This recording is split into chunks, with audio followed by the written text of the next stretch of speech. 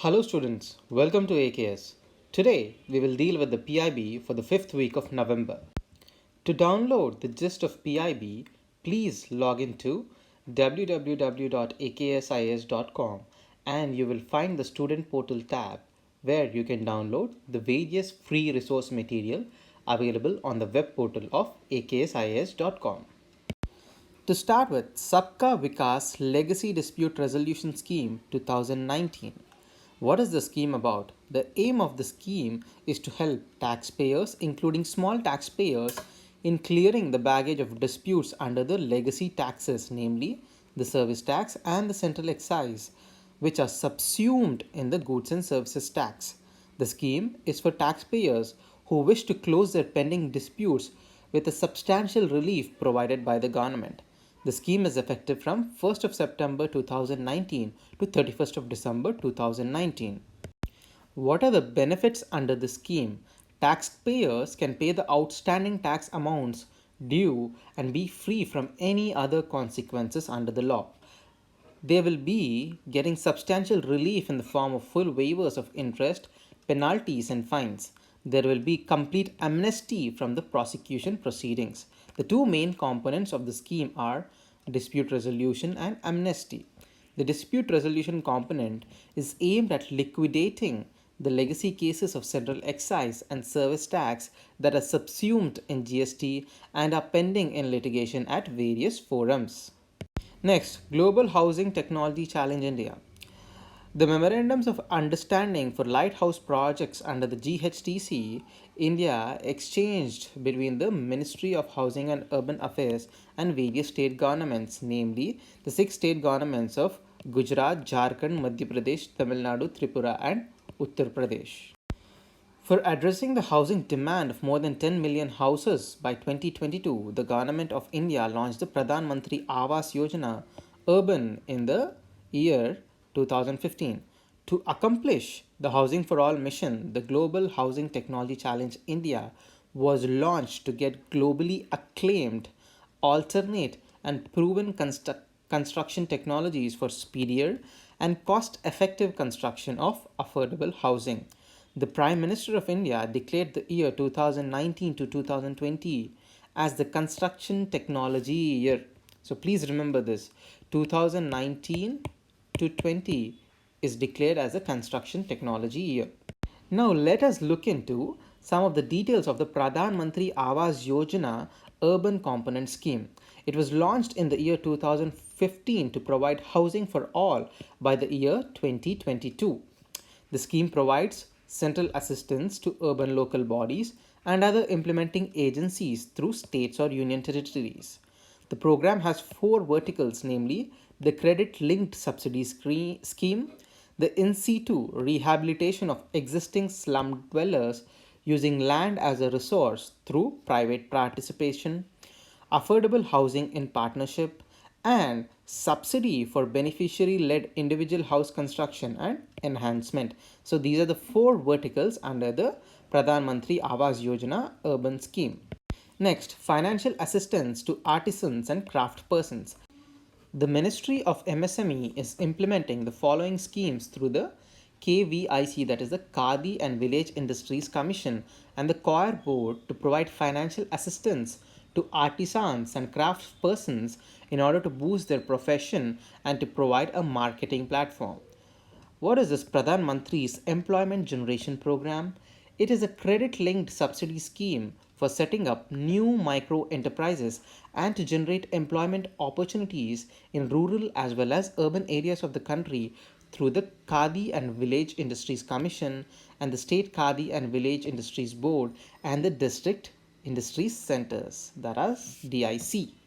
So under the scheme, the general category beneficiaries can avail a margin money subsidy of 25% of the project cost in the rural areas and 15% in urban areas. For the beneficiaries belonging to special categories such as SCs, STs, women, physically handicapped minorities, ex-servicemen and Northeast region people, the margin money subsidy is 35% in rural areas and 25% in urban areas. The maximum cost of the project is Rs 25 lakh in the manufacturing sector and Rs 10 lakh in the service sector.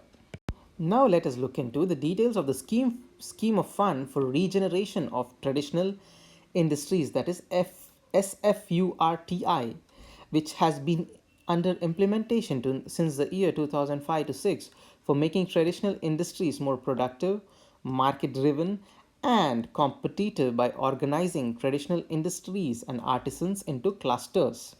The scheme envisages providing need based financial assistance for replacement of production equipment, setting up of common facility centers, product development, quality improvement, improved marketing, training, and capacity building with the financial assistance extended by the government. The scheme was modified as the revamped SFURTI scheme during the year 2016 to 17. Next, Automotive Mission Plan. The Automotive Mission Plan 2026 has been finalized jointly by the Government of India and the Indian automotive industry. The objective of this mission includes to propel Indian automotive industry to become the engine of Make in India program, to make the Indian automotive industry a significant contributor to the Skill India program, and to promote safe, efficient, and comfortable mobility for every person in the country with an eye on environmental protection and affordability through both public and personal transport options. It also seeks to increase the net exports of Indian automotive industry by several folds. And it also seeks to promote comprehensive and stable policy dispensation for all regulations impacting the automotive industry. The AMP 2026 is aimed at bringing the Indian automotive industry among the top three of the world in engineering, manufacture, and export of vehicles and components, growing in value to over 12% of Indian GDP, and also it seeks to generate an additional 65 million jobs. Next, let us look into what is this National Milk Day. The Union Minister for Fisheries, Animal Husbandry and Dairying addressed the entrepreneurs, milk producers, farmers, academia and media on the occasion of National Milk Day 2019. Now let us look into the details about India's milk production. Milk production in India has increased by 36.5% from the year 2013-14 to 2018-19. Also, the per capita availability of milk increased from 307 grams in the year 2013-14 to 394 grams in the year 2018-19. The annual growth rate of milk production has also increased to 6.4% during the years 2014 to 2019. Since the last 20 years, India continues to be the largest producer of milk in the world. About 70 million rural households are engaged in dairying in India, with 80% of the total cow population. Okay, what is this National Milk Day?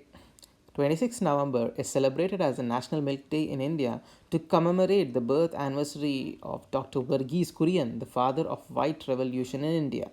So please remember these facts, such as India is the largest milk producer of the world since the past 20 years, and there are about 70 million rural households engaged in the dairying sector in India.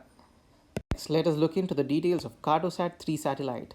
It is an advanced Earth imaging and mapping satellite which would boost the military space surveillance system.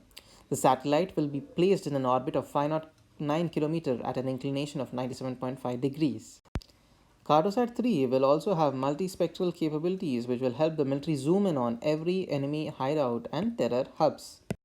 Next, the Union Cabinet, chaired by Prime Minister Narendra Modi, today approved the negotiating stand of India at the 25th Conference of Parties to the United Nations Framework Convention on Climate Change, namely UNFCCC, scheduled to be held in Madrid at Spain under the presidency of Chile from 2nd to 13th of December 2019.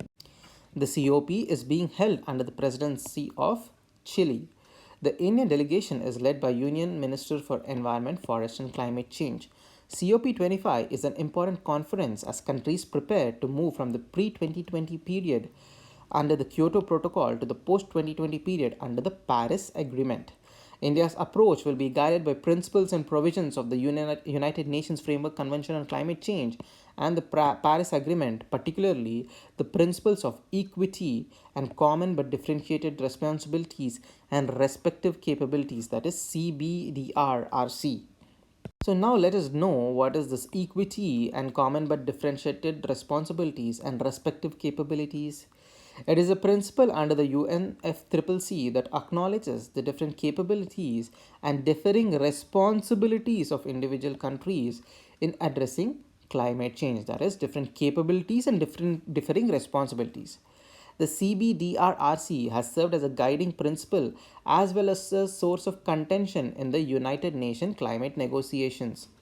Reflecting the CBDRRC, the convention divided countries into Annex 1 and non Annex 1 countries. The former, that is, Annex 1 countries, referring to the developed countries, and the non Annex countries, namely the developing countries.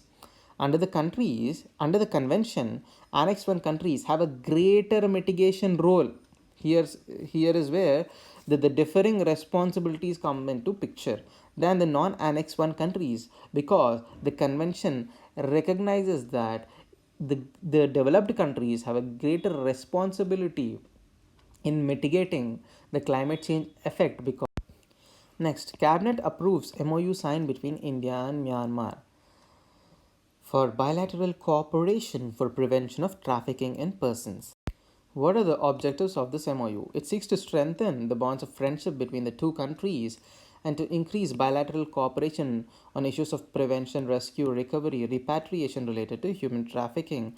And it seeks to strengthen cooperation to prevent all forms of human trafficking and to protect and assist the victims of trafficking.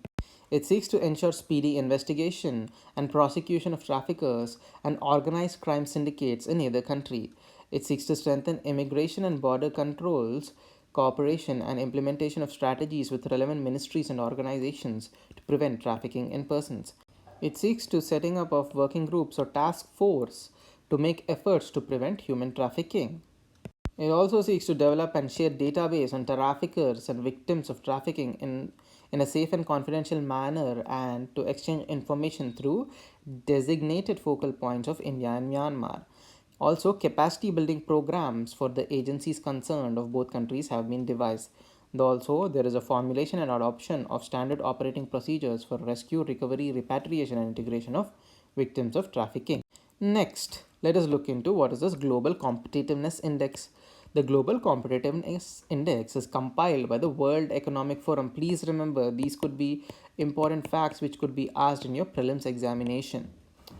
The index ranks 141 nations on the basis of 98 indicators and organized into 12 pillars, including infrastructure, institution, ICT adoption, macroeconomic stability, health, skills, product market, labor market, financial system, market size, business dynamism, and innovation capability.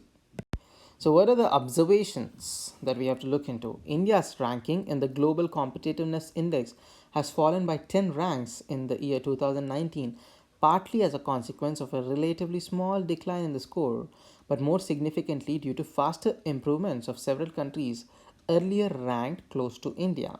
India is now ranked 68th in the Global Competitiveness Index. India ranks high in terms of macroeconomic stability and the market size. India is ranked 15th in terms of corporate governance.